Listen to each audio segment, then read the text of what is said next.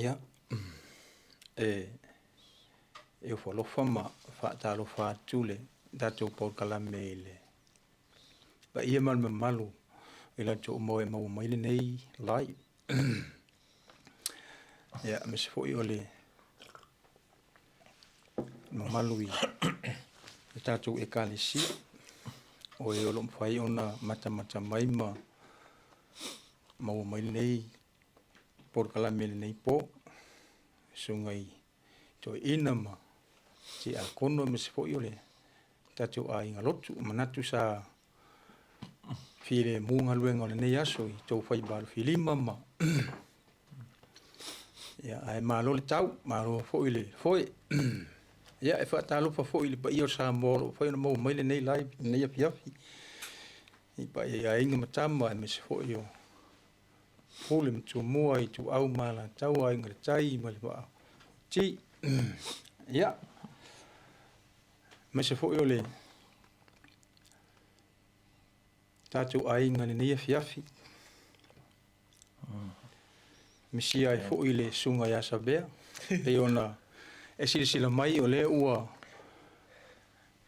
o sui le fai pisili le nei ya ono tuangia o sunga le fapia ngainga ya le ua walai ona o ia foi ole fa tonu nei po kalame ya le ua ma foi ona mawala mano ya o tsawo ye fai pisili male sunga le fapia ngainga nei po ya talo fatu la sunga fe maar zo voor Sione que vai ku fa ma ku kanga pisili al pasta ku ya malo sei fo man ye malo zo voor sunga yeleli man ye me umai ila fa tu tainga le ya so man nei ba ya so ya tu langa ya tenola matalta ya ole le ala sunga i le fesili le e fesili ngia i le sunga le fia fo il tatu pokalam ina ia se mani nonga le fo i baenga e fa per fesili e ia se taimi le soifuanga o Yesu o lo tawai fa pena tau tala inga ngane sese masala kemo sili Sione ia ele se vai ngo tu spairo fa pena ona ta uai po ngingai po manino e fa pe tau tala tatu ali ingana ese ole mele ta ole tau tala ngana ese i o teleni o onga teleni la unga teleni telefona fe i se telomata no masunga a savea ia vanga e fatstau le tulanga ia al tau tala ngana ese le e tele la ina ta ua i o se o ngana le ele mfai ona mara mala mai le o tau tala e mara mai le o lo fafonga pe lava ona tato matawina ngaluenga e lua ia mal mo cranitus full fast maleonu o fa pe polo ele angale le sa ko karanga ese ale se mara mala mai ia e ko fo ima fa manatu e tato le fa mo autu o na mea pe la mea lo fale nganga ia afia i male tautala ngana se o fa mo ia fa malo sia le tino keriso pe fa ma fana e pe edify ia le tino keriso ia fikala ko ele tu sa male mo singa pe stemi so fonga Yesu ia ese tali pupu ele ai ona ele ai mase mea o a fea fa pena tautala Yesu i ngana se ele o ia fo sana fatununga po sana polo inga ile ekalesia a mea e tautala i ngana ese se vanga na ia polo mara apostolo e manisio ekalesia lo fa pena ona talanoa nga ia ile vaenga ai afa pea ia se taimi sa tau wai ona tautala Yesu ngana ese Porque milenga dengan papa kisoi mentua mai wa fio elenga pa ia lunga te ia fa pe o se lupe ma tayo ma rekomo mo fa upos fulu a vai lenga nga iai le ngana nga fai nga iai le saunoanga sa fai a fia mai lole anga pa ia ilunga a mel e pesuma tasi fa longo klore o ka ai o le tala la fai ele atua le tama ia Yesu a le ngana e mala malama o mai ka kalanga i o fai mai o lo watali pele oi o te fia ia te oi so yeah, so it was more like for the people ile meanga wa I was thinking la mea le kupuse mea penga fa piola so Pentecost le mele le nga fia fo ile matala ma pastor Savea last week ile baptisonga o Yesu o nga wengi si fai mai o le baptisonga o Yesu na baptisoina ile nga pa ia so I have to be careful to put some words there ile ia ile kuspa ia e whela te miro wa penganga Talanoa Yesu i ngana nā peo le Aramaika ia mokingo ang kaukala fo le lengi ma Hebrew wa nga whaonga aina i le nā taimi ia le se whaamaumonga whapea na saunoa pena whaonga ra tātua li ia le ngana le mea alofa le ngangpa ia le ngana ese i se taimi o lona ministry ma lona soifuanga so o le tali whaingo whiara wala ele ai Whane tātou tasia i tuele ele taimile la e saunoa pa pia sa papa ele taimile baptiso ile pa Yesu ngol vai taimile baptiso ne baptiso ole pisili ole le to pisili silingia tuele ba ngale na o Yohane nei lo mele pe nei lo umetanga te lungol vai sai lungol vai ele baptiso ina Yesu le ngang po ia baptiso ina Yesu le ngang po ia ia wa Paulo memo ki ngonga nga o yoangi kasi o nga yelang kusia ia ale e fosse kala va penga la ngonga iska ngaka but there's ko kero ka ko ngala ngonga umala va ka ir sa no ngala na ale tuole tama i longa kali fa mai o watali pele lea o si la ngala to a fe la ofisili mel baptisonga ile ang pa ia pe on va I don't think it's baptisonga le ang pa ia le mea tu pula songa pe on tele tala le si vaenga le mea ko pula songa ia kusa mara ofisilinga o le mea motino la va oti ngala ngonga e Yohane le si fonga le fa fenga lo mal motino he wrote it down le kan kusila ale imse ke min fa pe a menga na tautala Yesu i ngana isi ole me hulele ta la ta ye pe i mi le baptiso Yohane yes ole ba ai Yohane me ole ba ai Yohane le pe i se lupe fa pe lungo ole tonu le fa mtalanga sa ole mele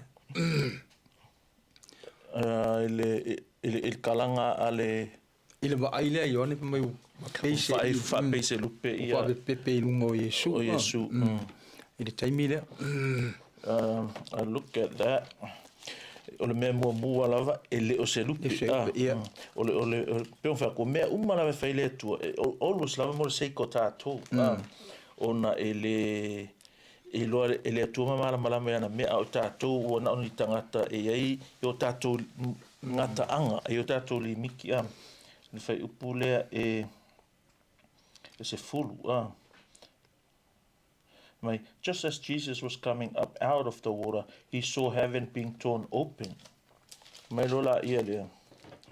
And the Spirit descending on him like a dove. Wa fio I fole anga pa ia ilunga ia te ia. Fa pei o se lupe. Fa kase lola marsi ufonga mai. And a voice came from heaven. You are my son whom I love. With you I am well pleased. Olo watali pelelea o te alofa ia te oe. O te fia lava ia te oe. Ia. Ole peifu ele mea kupula so Pentecost. Pe on va tu ele mawhai tangata onga va aia le anganga.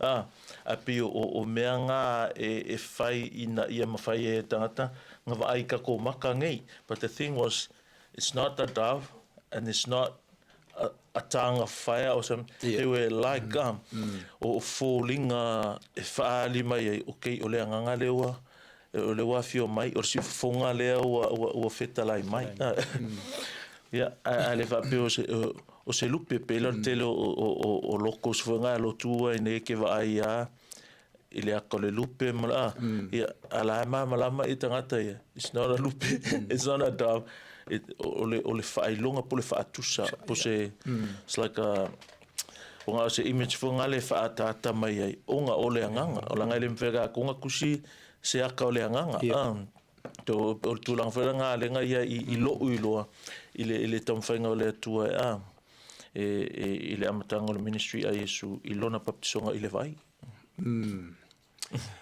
o lea o pesili tu pe la pesili lea pas ia ona o la u mai tau mo la u ba e taimi ho yo ile o lea le ngana ise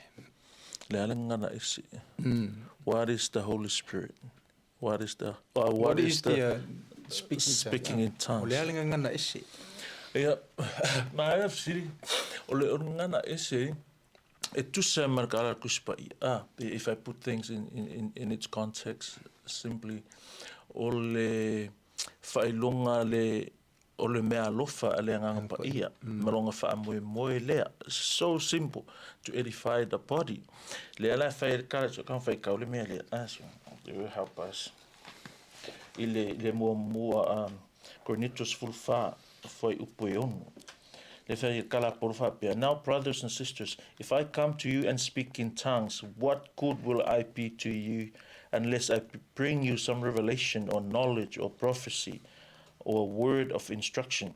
Le ase le leia au kope au sau talanoa atu inga ngana ese. Pengo whai aku, i le sifu iwa ngama talanoa. Even Greek, it's almost don't really help. Why I say that ongo le overlap il whaonga inga upuia whaonga I kei ka ingala pe le upunga closer ma le upu dialectus. O isi keimi when they say tongue, they use any of those two words. Or when they say language, they use any of those two words. Pe lau le mele ia I whamei wa vaaya, lau lo whai waafi. O le upunga whaonga I ngale, o le ngai whamei lau lo whai waafi, la spente ko solo karanga koe, le upunga closer.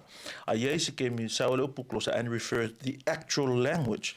Le mena whakui Greek doesn't help, but the context will. Le winga la kara context, if sosoanga context, okay, le alfa mui ngā mai i le mea alofa. O edify Jesus, o mawhanga Jesus. Peila o le si kalare wapea, ele o skeusiano pe ele tau talangana Jesus. Kere ka kongo ui ele ngā kala, kaka mua la ele skeusiano o Yesu. Warenga siringe yangai, pen kau kala Yesu ngā ka ese, eva ko ele ese, skala pe ngā kuspa ia. Ia markele o isi to ina kala fasol piko o le lotu. Ele o ia ese manatu whapenga kau karanganga ese. Rongo winga, lai se oli ma whaiwhe au ki a Kongo, me kisi, marka iki I la aso. Wai, leanga ele kau karanganga ese kakanga. So mea langa ele whiawhia au ele nāla whonga. E o whaelai ka la polo ngai murmuriane mta upula vale sifuma wha me ka la polo.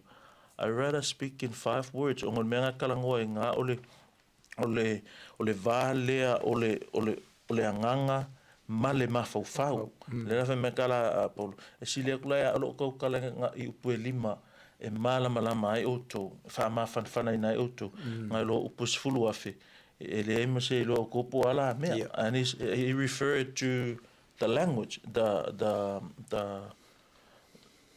speaking in tongues.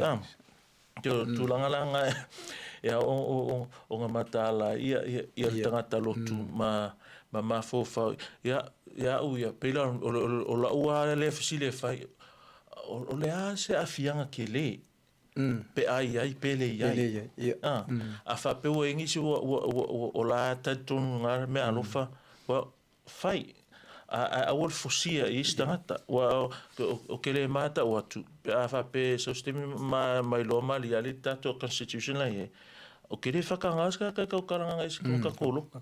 Why I say that? because of conviction, o lo maanga, ile afionga pa ia le atua. There's no, ele se mea whapenga mo le lotu i aso nei. That time cease, and our because business, ele ko kupse mea whapenga. O le aso Pentecoso. That's unique. Ele ia ma se aso. There's no more Pentecost. O le menga kupu mo ele ko. Yes. Ele ko luangi ni Pentecost. Kasi ele Pentecost. Ia fa pe vai sisi o silia tulona I lo tispa. Yeah, you can share with us sometimes. Talanoa wa pawangal talam fengfa tulena itemi. Ya depend la skala fa. It is for kala fa mai afa fela I kronito le fa mai ole va o ia le tautala na isema. Well, yeah, that's another story. And we need to go deep, check it with the context. Ai lola wala of sili lavanga Sione. That's a conclusion.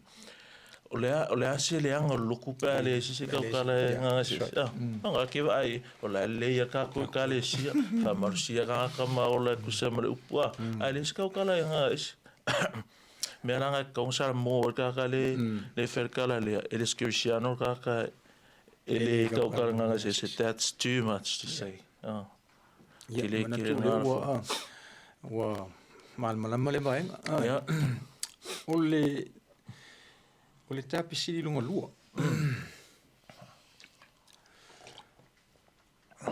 O le pisili lea fa pe ai. O le ale winga o le tatalo I le anganga. Praying in spirit. Praying in spirit. Ona te lea ho isi au na wo fa longo iai o la tu sau no fa pe. Tatalo mai le anganga. Tatalo mai le anganga. Ele o te longo fiel tanga te le o tatalo I le anganga. On toina la fonga fa pena. Ya le ufa tula il pisili nefia. O le ala le winga o le tatalo I le anganga. Mwhainga ngā whapea kuia wa whapea ngi ngā pia whamera usiri ngā lai las full fasu lima o kausa o lau kalira o tau lea ngā kalo ngai whai luku whai whale ngā because it's a spiritual thing to pray so and every prayer you pray in spirit but lo le winga o lau usiri o no tūlanga lea nei amata wina tele lava o tapu inga malotu e whai mai lor ka ngaka le kai ia pol whai au pol kai vi inga e pray in spirit o le mele mafo foi ka ngaka o lea they pray in tongues that's all comes to mind pray in tongues pray mai paunga ngana malama ele malama kia polo ele malama laulangi nga olva o male tua ia ula singa o ka mai fai ai singa o ka mai mafo who cares pe marama kia polo pele mama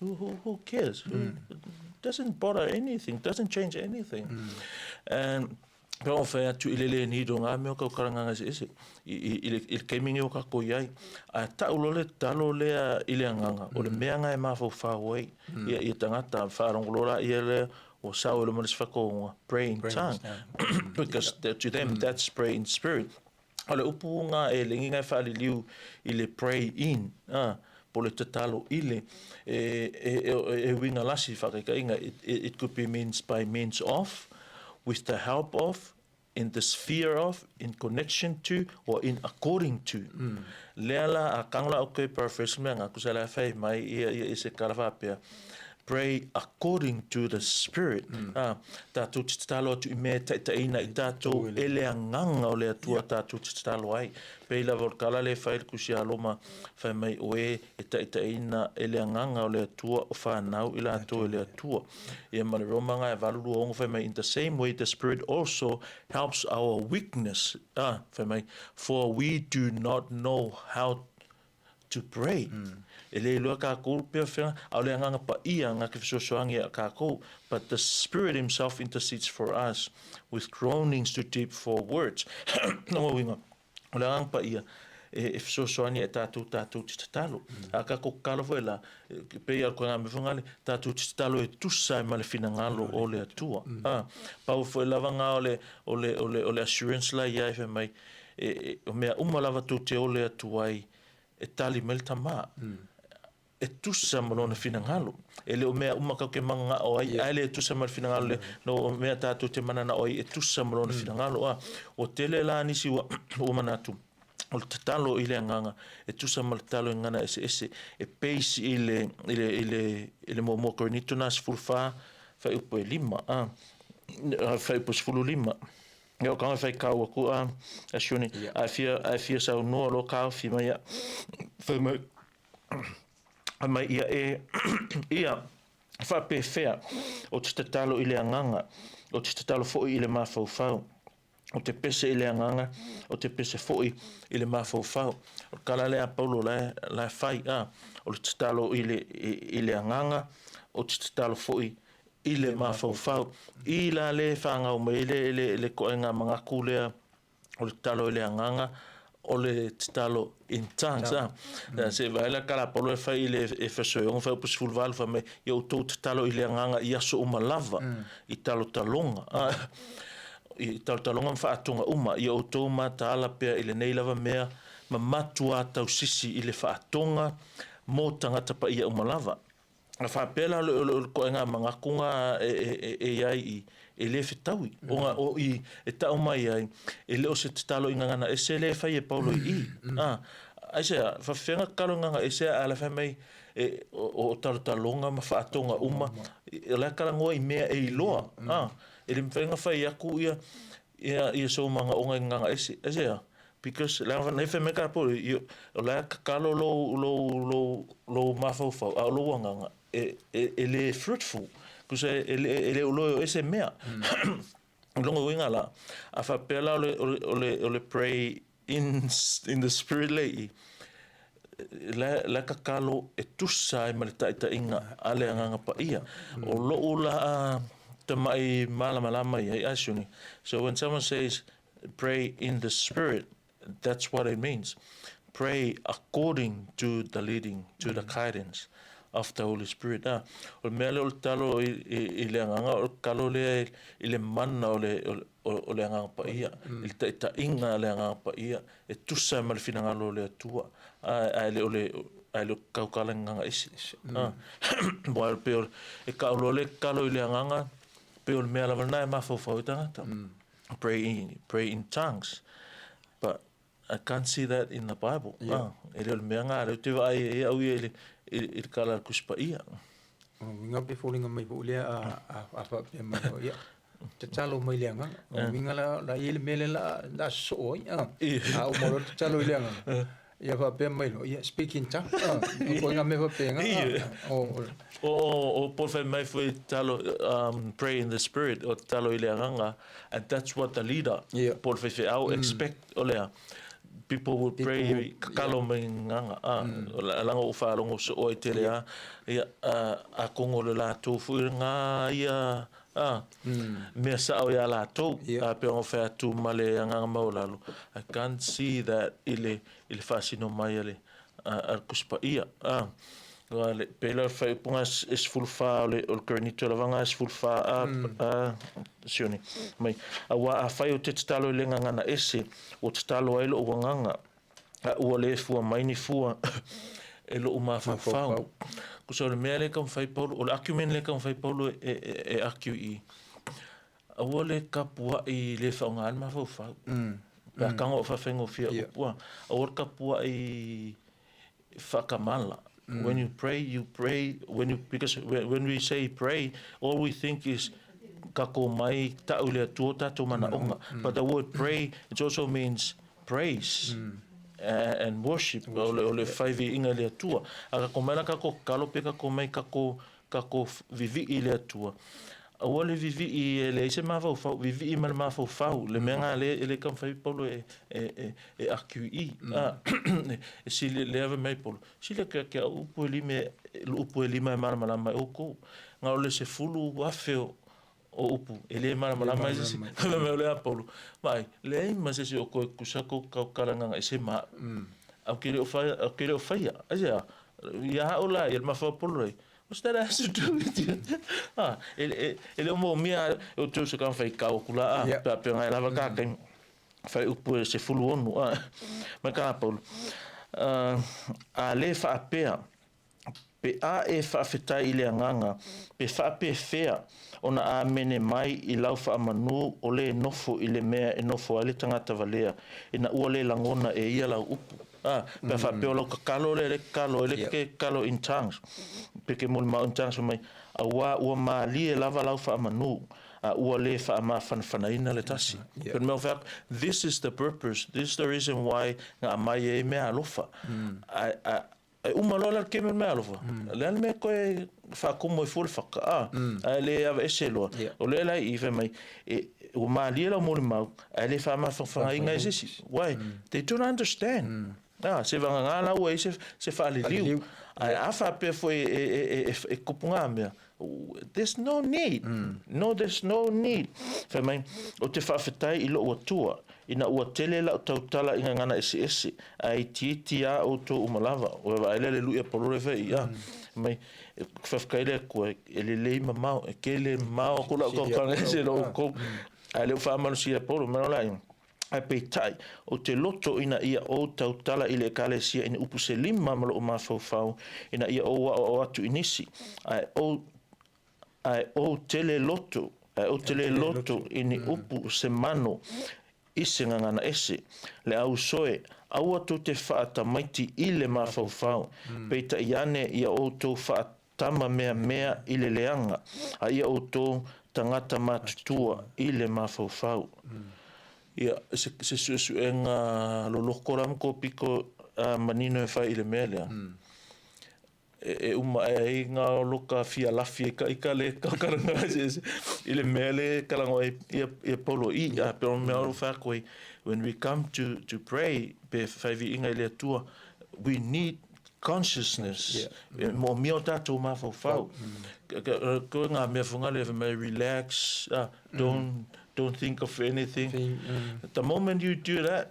e alu e se lo consciousness mo that same time ele ia ile nganga le koe a oe ai ul fielo ele ngangol ki apul sa lo au fa ki ngonga mau kanga e fiki pese skolo kaila o esele nganga overwhelming ia oi o ngol fai mai o ke ma fa o le a that's kwa snow way e mangu kuspa ia nga ko nga me no la fai upu e lua kasi o tusi il tula fono o fetala mai le li o te tautala atu i le nei nu inga ngana ese ma la ngutu ese ai ui lava ina whaapea la tau te le whaalongo mai lava ia te au lua o le nei o ngana ese e le whai ma whailonga ia i e whatuatua a oe le whatuatua a perfetane e le se whailonga lea mo e whatuatua a oe e whatuatua ma vaila le ke leo le si whawhika o le whaapea la e whaamorsia ia me whaapea ia no inga o le whai mai e le mo e whatuatua a mo e le whatuatua se le kak whiu whalo solo there's no way pe on me vongale a whiu whawhau kai solo le ai mse whau kai ia o ngor kuranga o ia no al mea ki lo ia uia a Sione la sunga foi matato ngalu ngotato ngalu e vala tato le tu always ask for this what is the purpose of this what is God trying to tell me here o ia mai fol mele la vi ia umal mele la vi ia sisi ese mele ku ele o ofo kankai ofo ele ali po ofo ia ofo ele ali po ofo ele kalesia ma so monga me uma ia pe o pinka o vanga vonga a mako ile ilo male me la manga o ia Yesu ta o mai le nga va ngol tu spai malu sa ngolo su nga ko wo pe nga wo bala mo sia ka fu nga ba nga ko or ka pisiri ni fi mo minga lai ele ya se me pa pe nga o ske kalo le nga Pe ola Yo lai ai, pa o no winga lea.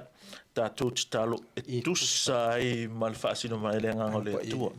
E kusa le man me whangale per kalale o ia yoangi. Whe mai to te o lea tu e tusa malon finangalo e tali mai e mauki ngoa lawa kali mai. Why? Because that is his will. Whakaika inga. Whakaika inga ua lele o ke o Sione o whai o tuela o tala lea. A whapea o ke kakalo o te fia malama lama ile kuspa ia. Le ai maskau make e kali mai le atua. Why? Because that is his will. And that's pray in spirit. Mea ka o te talo i le nganga. Te talo e tusa i malifina ngalo o le nganga pa ia. Tusa i malifina ngalo o le atua. Why? A te ame whemei, a te ame e imperative, a te ame whaatonuina i le kuspa ia le te talo i le nganga. Le anga wheur kele o kakalo a le au kersiano, ele se kalo e kusa i male nganga. Pake ka inga. Kelo ka kokalo, ai lunga skaka ele kalo e fia maoni mea. Al nganga al sila fanga ma le sila fia le tuola iai. Ele o kanga ka uma kaunga miliongia. Sila fia le tua e miliongia lo le ile. Ele koe sau ya kia wa. Ele so koe melanga so we seek is real pero kalonga seek first the kingdom of God. Na vakula io mea ia o mea me tausi ai o ile tino daily. Not make you rich. Se vanga la vol fina ngalo le tua if ka we are rich ya oi na matula ya oi. So when we pray in spirit, that's simply what it means. Olea talo e tusai male fina ngalo o le tua. Na kali mai lola ia le tua. Ale ala ka kalo ele se talo ele nga o kalo ele se talo ile nga o talo ele tusai male fasino mai ale nga o le tua.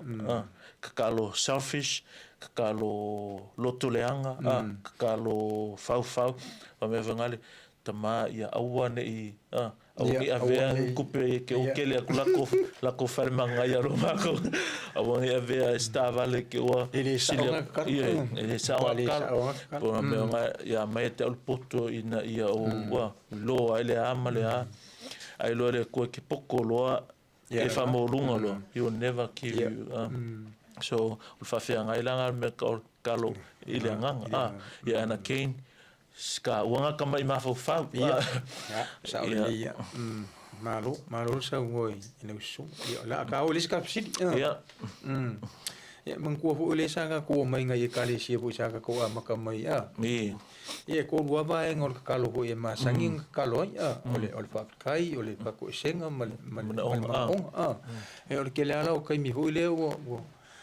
wa kelele kelen mga wa al fisila va pe ai sa ka ko ki kalo ai pe a fai o sila fia ele tu me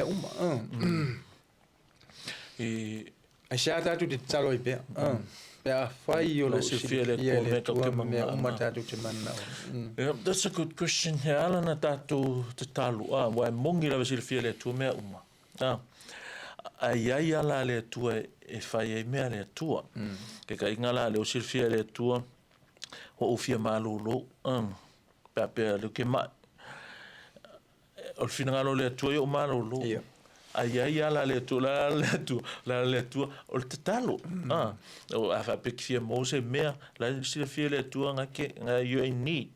Pa ai nga ala kako kakalo a tatu talo la o mea nga ali nga o tatu fa'atuatua ina o le atua lua o tatu talitonu iana fionga pa ia pe o karome a ise se lack wisdom let him ask let him pray to God a ise me manana o tatu wole atu ia o le upunga le atua so o mea nga ali pe kako kakalo e le fa pe o le silfia le tua alanga o le ala o mea nga fai le tua ka ko kalola ta o mea nga it's more like we acknowledge we cannot do it on our own nga o le tua lava e mawhaia mea nga lai ona tātou talo a le va pe ai upe musule tua e whaingi mea e tātua whiangi mea kau kere kalo ai a tali mai ma foa i mai le tua kere mea foa i mai le tua tātou tele te talo ai ia o mea la tau te mana na o ai o lai sila fia le tua a mo mia e tātou te talo ina ia e au ngā mo tātou e tupo i tātou le iloa male malu tātou whātua tua lua i le ngā asioni o o le tātou stainga lea, langa lai whaatonu. La whaatonu me i Filipi, ia mare momo te Salonia 5 sufiku pēa sa oro mawha. Le ngā whea ka la pasta le savea le prayer meeting last week. Le whaapea mai tatalo lea o noa. And that's in imperative mood. It's a command. Mai ia tatalo le au no so se ata tu tatalo e pa pea la se fele tu me umamo tatu mana ia o le nga kakalo se ala nga la fa tonu mai tatu tatalo mai e au ngos ka ko fa ko la fa tonu tatalo ole me ole e te tau ona sa o le talo le tangata e whai. Wa i hule teimi e se e te talo e whai. Nau lea se whamangala usunga le.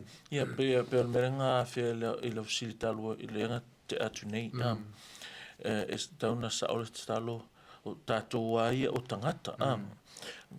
Ia, ue koi kia, maybe every day we pray wrong prayer. Aleunga, when we say wrong prayer, not necessarily whapeo se anga sala, aleunga o kala, we pray things e leo finangalo e lea tua. Ale mera mai, when you pray according to his will, nga wha mai polo misia a lea tua ara kuspaia, he will answer. He will give us what we pray in his name according to his will. So, o ke le lau ke kalo ai, I kalo e le finangalo pea me vanga ki anga I loa ele akui ma le upo le tua kalo ia pe fatita ingarenga whea koe angai o iska ngaka fiu o nga fiu kalo ia pengi professors I kuspa ia pe become great theologians. They never have. Why? Because God knows more than we do. Sila fia lele tua. E ke ia ka mai loa o iso le. Maka kia e ke reko I loa le tua. Me walanga fiu are se a onga, fiu e kalo, langa rea e se fia le tua ka kou. A whape, o lava lau ka mai loa ngā vi ia le tua.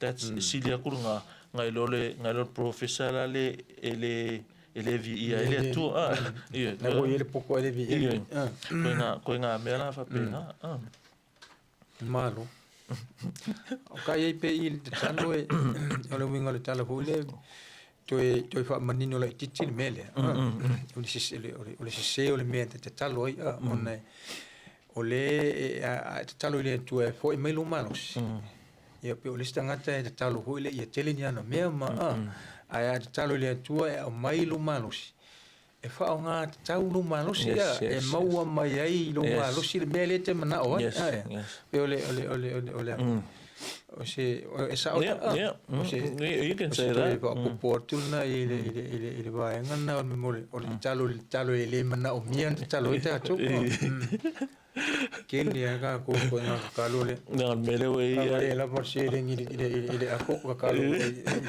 ia ala mele ia ka ko man ma faule tu pele tu ole supermarket ki vunga le pe ol bank pe supermarket ki ia pe ola wale le ngaru ko lu nga vai se mako try ia mai le try le songa aku wa mai ia fa o fa ku o mai ia fa nga wo fu va venga ia le try va ia try ngaran ki ai lo ki nga ko lo se la mon ku ngai aso ai kalum ku va ia malo ale un sai ai ola so oi ki aku Pero ko falong I kang pala or fa yo mo so next time I tell you my secret next time ako sa ang fa ka me pray aonge wa langi o kumula ka fa vale kuspa ia ka fa vale lo internet pray ia ka inga mele tuska ka la sa pos fale o loa pos mea e fa maongi pray ia ongi fa vale o kupe me ia ka kalangoa ai linka mai kupe ia na vo le ngale songa ora kiram fa encourage fan of fa la kamanga ale o mai kupe ia ka whelo ai maleo leo kai e la rau koe mai kupe tina la inga ia la whatu anyway pray in every la kuspa ia na kuspa ia kakalo i mea o malava talo i mea o malava ia ala e kakalo isi mea le kakalo isi mea o isi mea ka whenga kakalo ia talo ke me e whaifata ui o al mea nane e sa musa le mi whawale kako ole lei ole al ratu tapsile tasile ia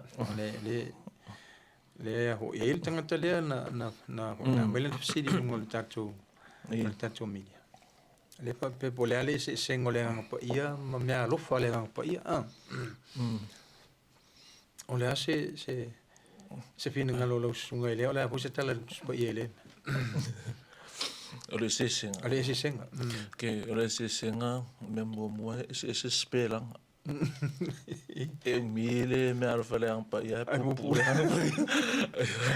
ia lua o me alo fa le nga pa ia o me nga fo ina le nga pa ia ka karango me o le nga pa ia lo tu se maka pa ia he's the giver of the gifts of the Holy Spirit ia ke rongo pongos talen fe tu le nga fisit ia ese nga ole nga pa ia ma me alo fa le nga pa ia o le nga pa ia nga me alo fa ia o ia na ia fo ina